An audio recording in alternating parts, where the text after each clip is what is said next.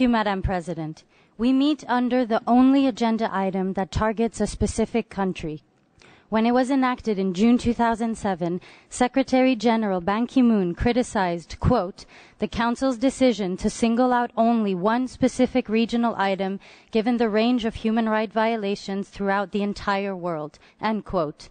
We regret that on June 17th of this year, the General Assembly disregarded the principled position of the Secretary General and voted to perpetuate this expression of selectivity and prejudice.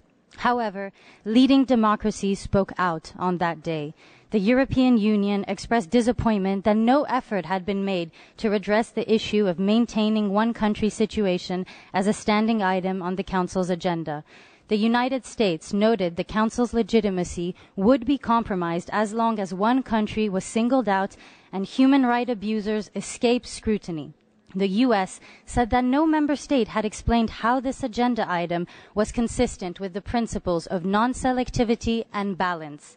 Indeed, said the U.S., the GA's review should have eliminated this item from the Council's agenda.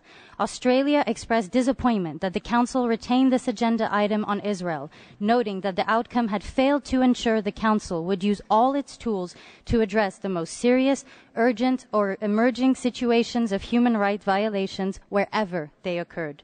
Canada criticized the unbalanced language of the agenda item 7, calling it divisive when the goal should be to bring parties back to negotiation. Madam President, René Cassin himself, the architect of the Universal Declaration of Human Rights, spoke out vigorously when the precursor to this body began to single out Israel for unfair treatment.